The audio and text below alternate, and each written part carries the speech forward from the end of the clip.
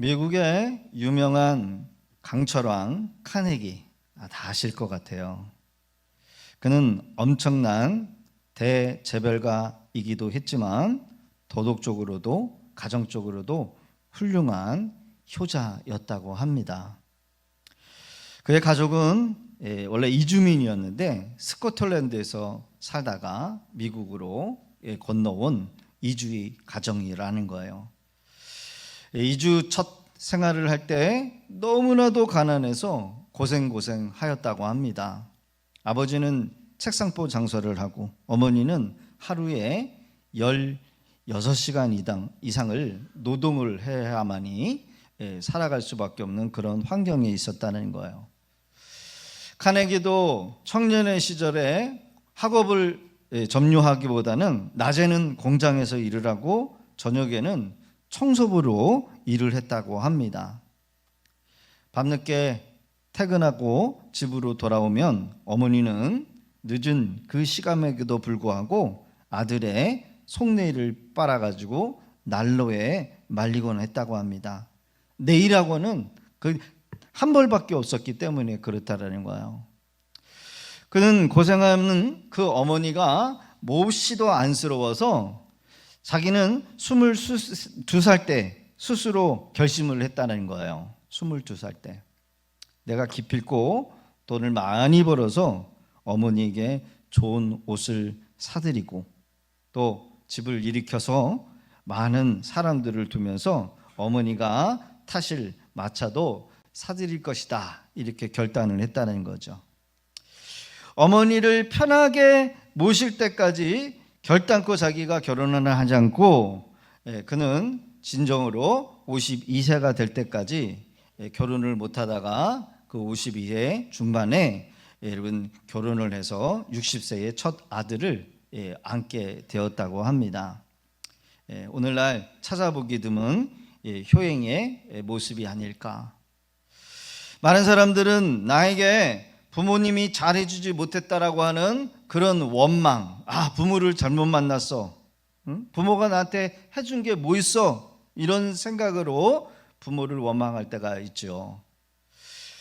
카네기는 부모를 극진히 사랑하고 공경하였다라고 하는 이 실화를 통해서 세계적인 강철의 큰 부자가 될 수 있었던 이유 중에 하나가 뭐냐, 바로 부모를 잘 모셨다라는 거예요. 하나님은 오늘도 분명하게 말씀하고 계십니다. 내 부모를 공경하라. 10계명 10계명 가운데 이 5계명 5계명이죠. 이 대인계명 가운데 첫 계명이 바로 5계명의 내 부모를 공경하라 라고 하는 말입니다. 왜 하나님께서는 대인계명, 사람에게 향한 이 첫 계명을 첫 번째로 부모를 공경하라 말씀을 주셨을까요? 사람들 사이의 관계 중에 가장 기본적인 도리가 뭐냐? 바로 자녀와 부모 사이의 관계라는 겁니다. 어느 시대에도 인간은 어떤 한 부모의 자녀에게 중단한 적이 없다는 거예요. 오늘은 어버이의 주일로 지켜집니다. 우리 부모들이 보여주신 그 눈물과 희생, 뼈를 깎는 인내를 우리가 생각하며 기리는 주일, 우리 부모님들을 위하여 기도하고 감사하고 남은 세월을 효를 당하는 그런 결단이 있는 주일이 되어야 될 줄로 믿습니다. 우리 부모님들 된 우리 성도님들이, 우리 가정들 부모님들과 함께 어울려 살아갈 때 여러분 하나님의 은혜와 축복이 항상 넘치시기를 다시 한번 주의 이름으로 축원합니다. 때로는 하나님 앞에서 말씀대로 살면 인생에서 손해볼 것 같다는 그런 계명과 생각, 그리고 그런 말씀 구절들이 많이 있지요. 예를 들면은 주일날 문을 닫고 그 많은 이 실적이 나는 이 주일에 문을 닫고 일을 하지 않고 온전히 하나님 앞에 예배드린다, 여러분 손해보는 그런 생각이 들 수도 있고, 또 내 생활이 좀 어려운데 10의 1조를 구별해서 하나님 앞에 드린다는 것은 마치 내 물건이, 내 돈이, 시간이 비워진다라는 그런 생각을 갈 때가 있고, 정직하게 나만 사는 것 같고 거룩하게 나만 살아가야 되는 것이 마치 지금 당장에는 옳지 않은 것 같이 보이고 손해 보는 것처럼 보이겠지만, 그러나 여러분 시간이 지나면 언젠가는 반드시 알게 된다는 거예요. 신앙의 연조가 있다라고 하는 것은 이것을 뒤늦게 깨닫는 것이 지혜가 아니라 미리 경험하기 전에 우리가 말씀에 순종해서 이것을 굳게 붙잡고 살아갈 때 여러분 그 말씀이 우리를 복되게 한다는 겁니다. 하나님의 말씀대로 살아갈 때 결국 하나님의 말씀으로 잘 될 수밖에 없게 되고, 그런 자에게 하나님께서 우리가 기대하지 않는 하나님의 순종, 형통함, 그리고 하나님의 은혜가 선물로 우리에게 내려주어진다는 겁니다. 하나님께서는 우리가 행복한 이 삶을 살기 위하여, 우리의 가정이 행복해지기 위하여 하나님의 말씀, 명령을 오늘 우리에게 주고 계시다라는 거죠. 그 말씀이 뭐냐? 바로 이스라엘 백성들을 애굽에서 건져내시고 모세를 통해서 호렙산, 시내산에서 십계명을 모세에게 주셨다라는 거예요. 그 십계명 5계명 중 마지막 이 십계명에는 사람과 사람 사이의 관계에 대한 계명이라는 겁니다. 그래서 5계명의 첫 시작은 바로 부모를 공경하라 라고 하는 말씀입니다. 부모와 자녀의 관계는 우리가 선택해서 될 일이 아니라는 거죠. 하나님께서 처음부터 주신 선택 불가능한 관계가 부모와 자식의 관계예요. 내가 마음에 든다고 해서 마음에 드는 부모를 내가 선택할 수 있는 것이 아니라는 겁니다. 바꿀 수 있는 것도 아니다라는 거예요. 부모와 자녀의 관계는 하나님께서 맺어주시고 허락해 주신 끊을 수 없는 관계, 이게 뭐야? 바로 부모와 자식의 관계라는 겁니다. 하나님께서 사람을 이 땅에 보내실 때에 부모라고 하는 통로를 통해서 생명을 주었고, 부모는 우리를 낳고 기르는 수고를 하게 하셨습니다. 부모는 자녀를 무한정 사랑하도록 하고 보호하고 양육하게 하신 섭리가 있어요. 자녀가 자랄수록 여러분 자녀에 대한 책임을 다하고 보살피고 우리의 허물을 덮고 용서하고, 자녀가 잘못해도 끊임없이 용서해주며 내 편이 되어주는 관계, 이게 무슨 관계다? 부모와 자식과의 관계라는 거예요. 여러분 자녀가 잘못하면 여러분 자녀하고 싸워가지고 이길 수가 없더라고요. 제가 싸워보니까 자녀는 못 이기겠어요. 무조건 용서해야 돼. 여러분 공감이 되십니까? 부모를 못 이겨요. 자식이 부모를 못 이긴다는 게 자식을 켜보니까 알겠더라고요. 끊임없이 용서해요.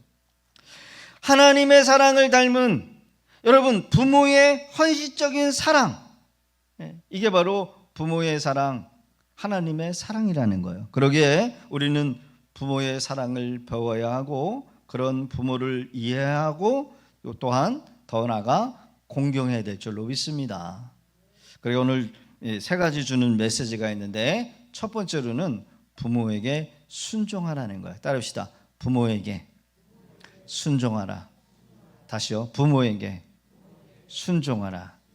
순종의 의미를 우리가 알아야 돼요.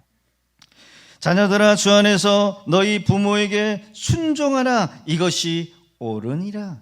에베소 6장 1절은 그렇게 우리에게 권면하고 있다는 거예요. 자녀로부터 부모에 해야 될 일은 오직 뭐다? 순종이다. 그러나 여러분 분명한 조건이 있는데, 주 안에서, 말씀 안에서, 믿음 안에서 순종하라는 거예요. 여러분 불신의 부모가 너 교회 가지 마라, 예수 믿지 마라, 그러면 여러분 그건 순종이 아니요. 그건 둘 다 망하는 거죠. 순종이라고 하는 이 깊은 의미는 밑에서 듣는다라고 하는 의미를 가지고 있습니다. 아래에서 듣는다. 무슨 말이에요? 부모의 발 아래서 여러분 부모의 말을 듣는 태도, 겸손한 마음으로 듣는 태도, 이게 뭐다? 순종이라는 거래요. 여기서부터 순종이 시작되는 거랍니다. 사람이 나이가 들면 처음에는 누구에게나 나이 거부 현상이 생긴답니다. 나이 거부. 이게 무슨 말이냐? 제가 아직도요, 정신 연령은요 17, 18, 19살이에요. 제 정신 연령이, 정신 생각이. 그래서 아직도 제가 가끔 자전거를 타면 옛날에 막 한 발 들고 탔거든요. 막 계단에서 뛰어 막 나오고. 근데 저희 믿음이가 지금 한 13살 됐는데 계단에서 막 뛰어 내려온대요, 자전거를 타고. 그 이야기를 들었던 누나들이, 부모가 황당하는 거죠. 근데 저는 알아요. 에너지가 넘쳐가지고 그 에너지를 주체를 못하니까 자전거를 타고 막 계단에서 나오고 막 미끄러지고 막 쇼를 다 하는데, 지금 제 나이가 50이 조금 넘었는데요, 가끔 자전거를 타면은요 그런 생각이 들어요. 그럼 절제를 해요. 야, 나는 10대가 아니야. 나는 50대가 이러다 넘어지면 크게 다쳐. 절제해야 돼. 근데 마음과 생각은 뭐예요? 아직 10대. 여러분, 이것이 뭐예요? 나이를 실감하지 못한다는 얘기예요. 누구나 나이 거부 현상이라는 것은 자기 나이에 대한 실감을 못한다는 거예요. 내 몸이 왜 이럴까? 허리도 아프고 손도 아프고 눈도 안 보이고 귀도 잘 안 들리고. 이게 가끔 뭐 이렇게 바느질을 이렇게 그 귀를 꼽을 때가 있거든요. 이게 안 보여요, 이게. 옛날 제가 10대 때 할머니가 이거 뭐요, 바느질 이거 깨달았는데 막 잔소리했거든요. 아니, 할머니도 이것도 안 보여요? 이것도 안 보여? 그러면서 자신 있게 막 이렇게 꽂아요. 근데 지금은 제가 이렇게 보니까 안 보여요, 진짜. 안 보여. 눈도 잘 안 보이고 시력도 떨어지고 청력도 떨어지고. 저 아이를 내가 업어서 키웠는데, 내 손을 꼭 잡고 나를 무척이나 따랐는데. 여러분, 이런 생각들과 함께 현실을 깨닫게 된다는 거예요. 점점 몸이 늙어가고, 뭐예요? 주변에 있는 사람들이 관계도 끊어지고, 그렇게 잘 키웠던 아이들도 점점 멀어지는 것을 느낄 때면 무슨 생각이 드냐, 무슨 감정이 드냐? 서러워지기 시작한다는 거예요. 우리 부모님들이 서러워지기 시작한다. 아주 작은 일에도 서러움을 느끼게 된다는 거예요. 그래서 예전에 이 효자들은요, 정월 초하루가 되면요, 대보름 전까지 집안에 있는 거울을 다 없었대요. 왜요? 여러분, 초하루가 되면 나이 하나 더 먹으니까 우리 어머니, 아버지가, 할머니가, 여러분 뭐예요? 나이 하나 더 먹었네. 나이가 더 먹으면 죽음이 가까우네. 이런 생각을 하시게 된다는 거예요. 그래서 거울을 다 쳐버렸대요.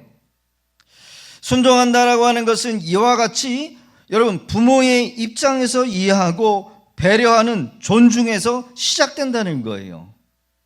이런 부모님들의 헌신 때문에, 우리 부모님들의 기도 때문에 이 나라가 세워졌고, 교회가 존립하고, 우리의 가정이 되고, 자녀들이 지금까지 온 거예요. 교회마다 새벽을 예배를 통해서 헌신하는 우리 어르신들이 계셨기에 우리 젊은 집사님들, 여러분, 일하는 사업장들이, 가정들이 세워지는 줄로 믿습니다. 기도의 능력이요, 기도의 힘 때문에 여러분, 교회가 버티고 성도님들의 가정이 버티는 거예요. 그러게 여러분, 기도하시는 어르신들이 오래오래 사셔야 되고, 젊은이들은 이런 믿음과 헌신을 이어받아서 여러분, 신앙을 지켜나가야 될 줄로 믿습니다. 성경 누가복음 2장의 기록을 보더라도 예수님의 어린 시절이 잠깐 짤막하게 기록이 되면서 예수님도 효를 다했다라고 하는 구절이 기록되어 있어요.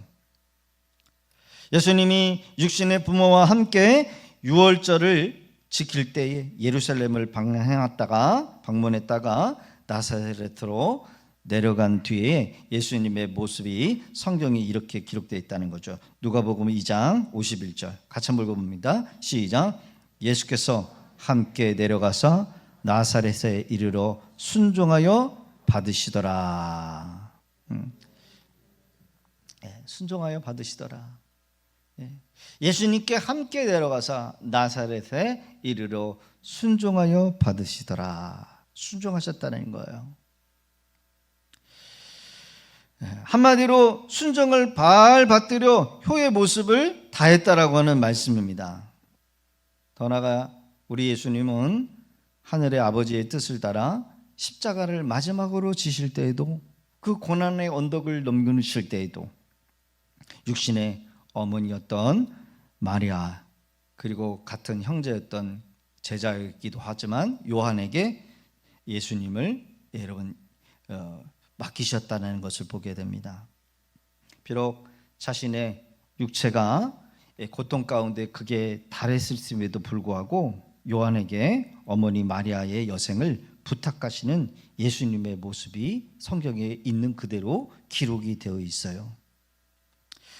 오늘날 우리의 부모님들이 우리처럼 많이 배우지 못했고 좋은 환경에 있지 못해서 훌륭한 가문이나 물질의 유산을 우리에게 남겨주지 못할지라도, 여러분 인생의 오점이 여러분 우리 부모에게 있다 할지라도 나를 낳아주시고 나의 아버지, 나의 어머니의 여러분 부르기에 합당한 분이시다라는 거예요.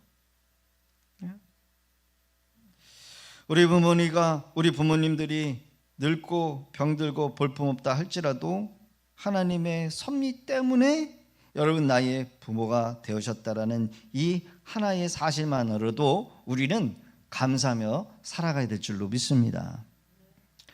지금 우리가 이 자리에 앉고 우리가 이렇게 편하게 신앙생활하고 여러분 우리를 낳으시고 기르신 부모님들은 모두가 위대하신 분들이라는 거예요. 그분의 늙음은 우리의 젊음을 위한 것이고, 부모님들이 겪어야 했고 지금도 겪는 모든 질고는 여러분 우리를 정성껏 기르신 후유증인 줄 알고 여러분 기억하면서 감사할 수 있는 여러분 어버이 주일이 되어지기를 주의 이름으로 부탁드립니다. 이제 남는 것은 힘이 없어요. 힘이 없는 육체, 그리고 깊게 파인 여러분 얼굴에 주름뿐일 수밖에 없다라는 거죠. 여러분 연로하신 부모는 연세가 들면 누구라도 잘 상대해 주려고 하지 않는다는 겁니다. 나이가 들었다라고 무시하고 행동이 좀 둔하고 생각이 조금 빠리빠리 못해가지고 여러분 느끼는 것 뿐이지만은 여러분 어른이 되면 옛날에 잘 나갔던 그 시절에 비하면 어떻게 보면 체력도 경제력도 다 이제는 쇄신이 되는 거예요. 여러분 가진 게 있다라고 한다면 이제 병드는 거겠죠. 골병 드는 거, 아픈 거, 그런 것만 남아요. 사랑하는 성도 여러분, 모든 부모에게는 아픔이 있다고 합니다. 그러나 여러분 그것이 없이는 우리가 저절로 이 자리에 자랄 수도 없고 여러분 이 자리에 있을 수도 없다는 것을 우리는 인정해야 한다는 겁니다. 내가 아프고 낙심이 되고 실수와 실패를 겪는 그 세월 동안 우리 곁에서 떠나지 아니하시고 우리 부모가 우리의 아픔과 슬픔을 위해서 눈물을 흘리면서 기도하시고 격려하셨기에 여러분 우리가 오늘 이 자리에 있는 줄로 믿습니다. 부모님들의 여생이 자녀된 우리들의 효도로 인해서 행복을 누릴 수 있도록 해줘야 한다는 거예요. 여러분들의 자녀들이 믿음 안에서 여러분들에게 행복한 삶을 살 수 있도록 여러분 부지런히 자녀들에게 가르치시고, 부모된 우리는 부모를 공경함으로써 우리 다음 세대들에게 인간의 가장 기본적인 도리를 실천할 수 있도록 가르치는 그런 신앙의 부모가 되시기를 주의 이름으로 축원합니다. 두 번째로는 부모를 공경하라는 거예요. 따릅시다. 부모를 공경하라. 하나님께서는 내 부모를 공경하라고 명령하셨어요. 부모에 대한 효와 공경은 하나님의 명령이십니다. 인간의 기본적인 도리예요. 그래서 부모의 공경은 믿음 생활의 근본이다. 근본. 여러분 우리가 예수 잘 믿는다라고 하는 말도 들어야 되지만 부모를 잘 공경해야 된다라고 하는 이 말을 반드시 들어야 돼요. 그래서 부모 공경하는 것은 곧 믿음 생활이다. 따르시다. 부모 공경은 믿음 생활입니다. 예. 그래서 여러분 어떻게 부모를 공경해야 될까? 어떻게 효도해야 될까? 예. 잠언서 2장 23절 25절은 다음과 같이 기록하고 있습니다. 같이 한번 읽어보면 시작. 내 부모를 즐겁게 하며 너를 낳은 어미를 기쁘게 하라. 예. 할렐루야. 예. 부모 기쁘게 하는 거예요. 부모님을 뭘 할 때 기쁘시게 될까? 돈을 많이 드릴까? 옷을 많이 사줄 때 기쁘실까? 그리고 그런 기쁨도 있겠지만 물질적으로 육체적으로 여러분 기쁘시도록 하도록 만드는 거예요. 그게 뭐예요? 기쁘게 하는 거랍니다. 그래서 여러분 연로하신 어머니 부모의 행복은 세 가지에 달려 있다라고 해요. 첫째는 육체적인 평안함, 정신적인 평안함, 그렇죠? 육체적, 정신적 평안함을, 안정함을 누리게 할 때 그게 뭐예요? 행복하시다라는 거예요. 두 번째로는 생산적인 의미 있는 일을 할 수 있도록 만들어 주라는 거예요. 생산적인 거. 여러분 연세가 드셨다 그래서 밖에 나가 돌아다니다가 괜히 넘어지지 마시고 집에만 계세요 이러면 안 된다는 거예요.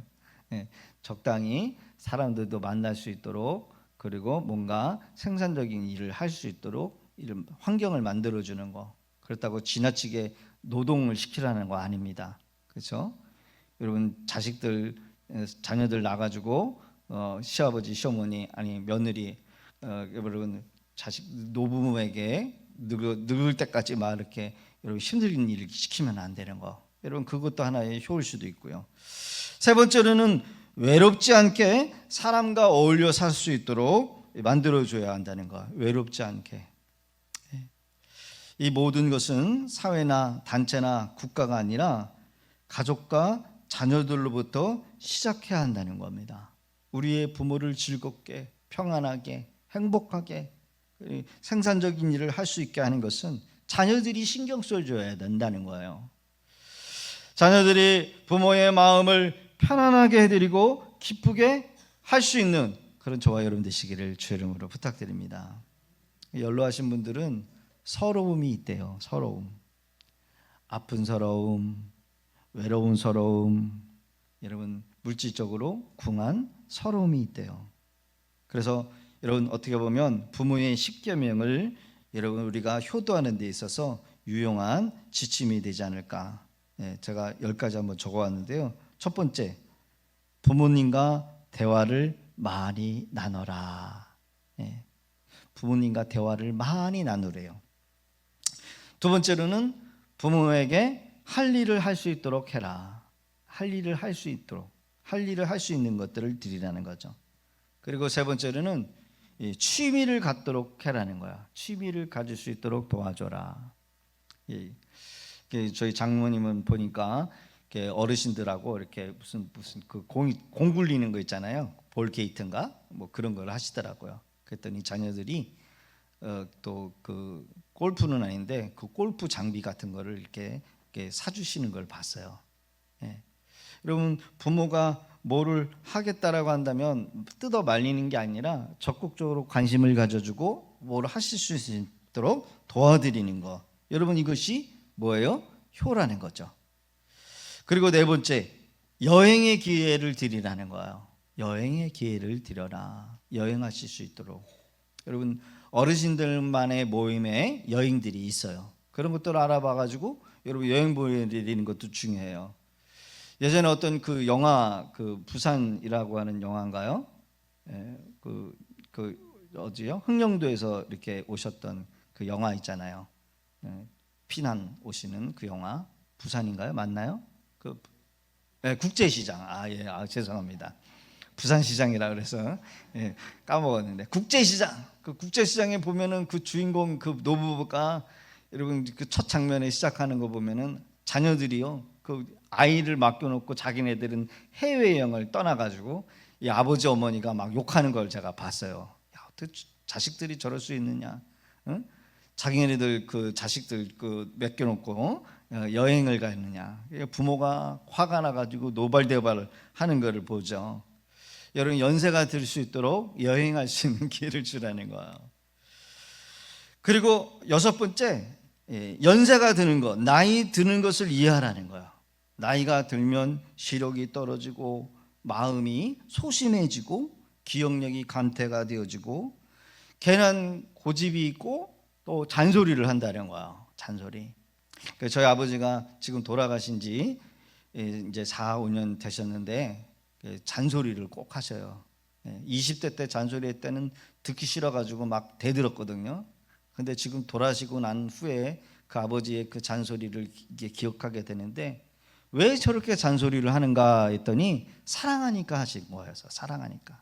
염려가 되고 사랑하니까. 제가 부모가 돼서 자식을 보니까 지금 자식이 24살이 됐는데 잔소리가 하고 싶어요? 근데 제 눈에는 그 아이가 7살짜리 아이밖에 안 보여요. 지금도.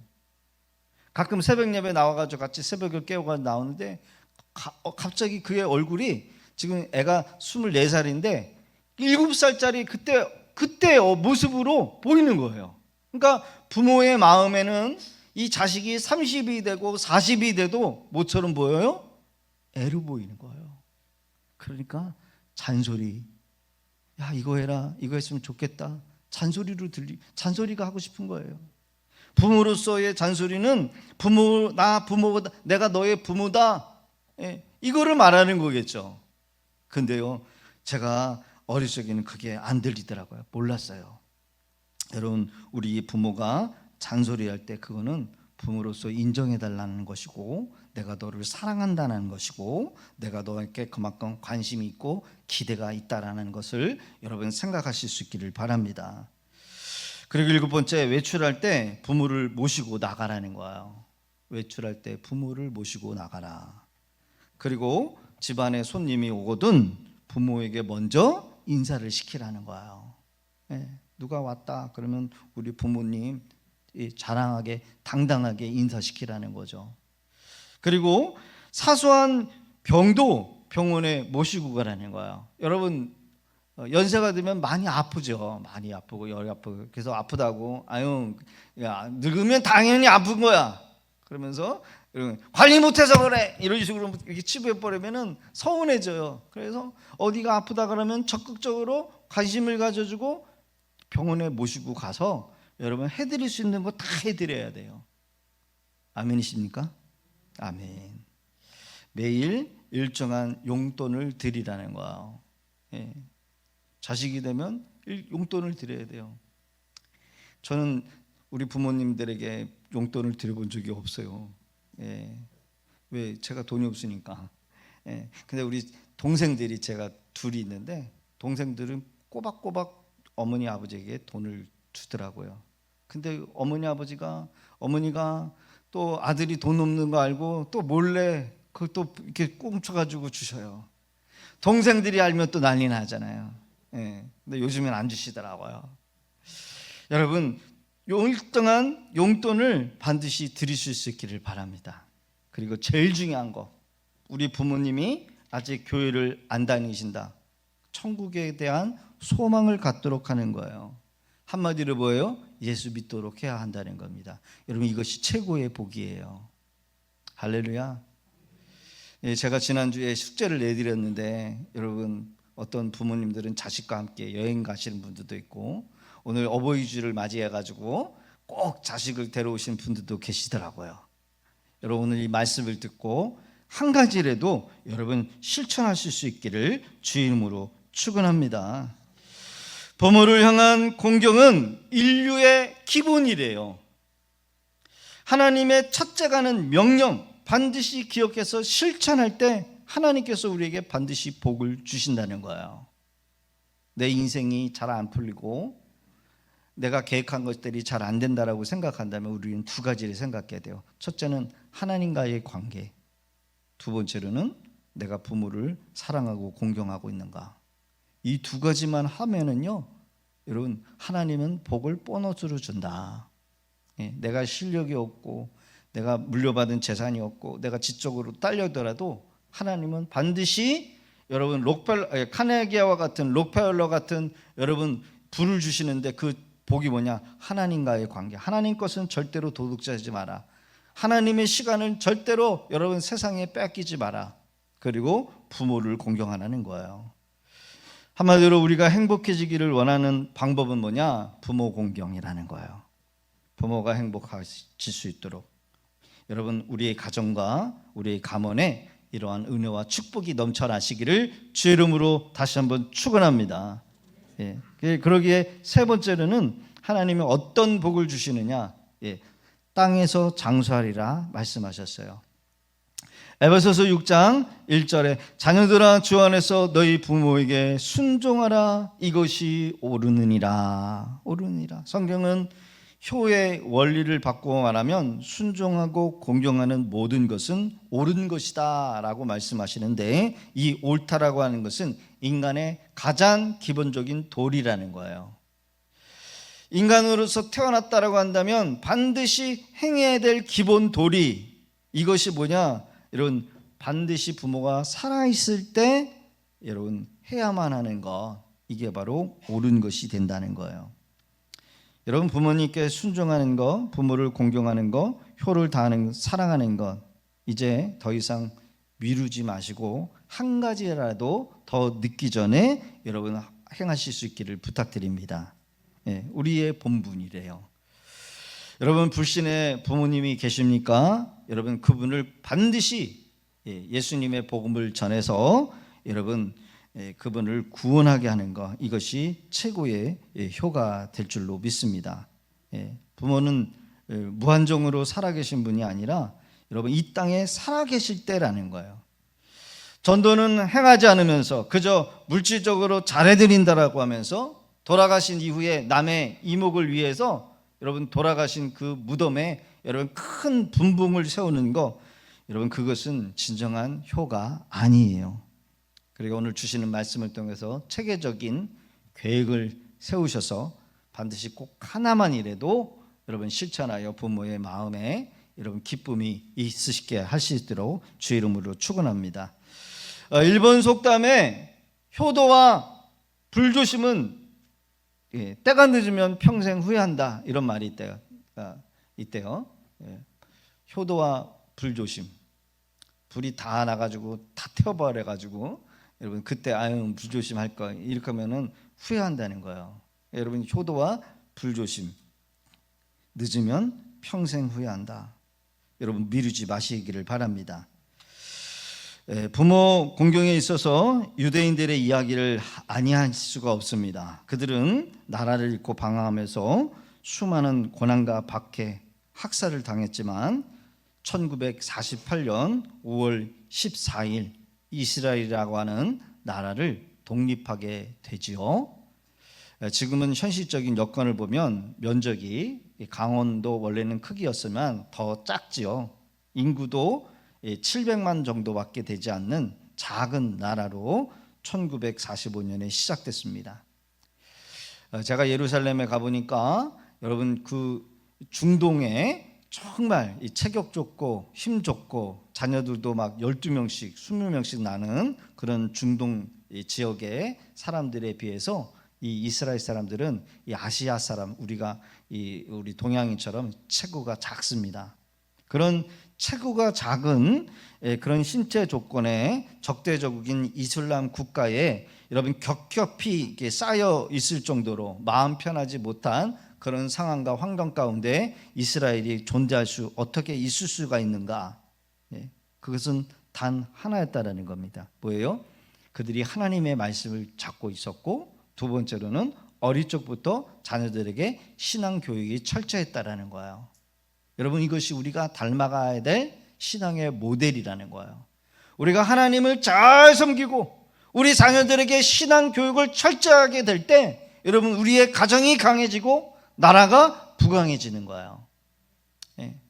여러분 요즘 정치적으로 많이 어렵다고 하지만 여러분 아무리 탁월한 정치의 지도자가 생길지라도 여러분 그것으로 나라가 부강해지는 게 아니고 안정이 되는 게 아니에요. 하나님을 잘 섬기고 우리 자녀들에게 신앙으로 교육을 시킬 때 여러분 나라가 부강해지는 줄로 믿습니다. 이스라엘 사람들은 어릴 적부터 성경 교육을 철저하게 받고 시켰다는 거예요. 어릴 때부터 부모를 공경하라고 하는 말씀을 실천하면서 살았던 민족이 바로 유대인들이라는 거죠. 부모를 공경하는 것에 개인이 잘 되고, 가정이 복을 받고, 교회가 부흥하고, 사회가 평안해지고, 나라가 튼튼해진다는 사실을 기억하면서 여러분 가정부터 자녀들 신앙교육을 할 수 있는 저와 여러분 되시기를 주의 이름으로 부탁드립니다. 에베소서 6장 3절은 분명하게 기록하고 있어요. 시작. 이로써 내가 잘되고 땅에서 장수하리라. 할렐루야. 이로써 내가 잘되고 땅에서 장수하리라. 어떤 사람은 해도 안 되는 경우가 있어요. 뭘 해도 다 망해, 뭘 해도 불통해, 하는 게 되는 노릇이 없다, 이렇게 말하는 사람이 있고, 어떤 사람은 되지도 않을 것 같은데 잘 된다는 거예요. 사람들이 돕고 인맥이 좋고 돕는 사람들이 생기고. 왜 그럴까요? 하나님이 뒤에서 도우시기 때문에 그렇다라는 거예요. 여러분, 잘 된다는 것은 막힘이 없다라는 것이죠. 부모를 공경하고 부모를 사랑하고 효를 다할 때 여러분 하나님께서 저절로 주시는 은혜가 넘치는 줄로 믿습니다. 미국의 마틴 루터 목사는 부모를 공경해야 될 이유를 5가지를 설명했다고 합니다. 첫 번째, 하나님의 명령이다. 하나님의 명령이다. 두 번째, 부모의 순종은 하나님의 권위에 대한 순종을 배우는 훈련이다. 세 번째, 마땅히 행할 일이기 때문이다. 네 번째, 하나님을 기쁘시게 하는 일이기 때문이다. 마지막으로 부모를 공경하는 자에게 하나님의 복이 약속되어 있기 때문이다라는 거예요. 여러분, 우리가 복을 받기를 원한다고 한다면 여러분 부모를 사랑하시고 공경하실 수 있기를 바랍니다. 자, 우리 다음의 말씀을 2가지로 합독해 봅니다. 출애굽기 20장 12절, 신명기 5장 16절. 시작. 내 부모를 공경하라. 그리하면 내 하나님 여호와가 내게 준 땅에서 내 생명이 길리라. 너는 내 하나님 여호와께 명령한 대로 내 부모를 공경하라. 그리하면 내 하나님 여호와가 내게 준 땅에서 내 생명이 길고 복을 누리리라. 아멘.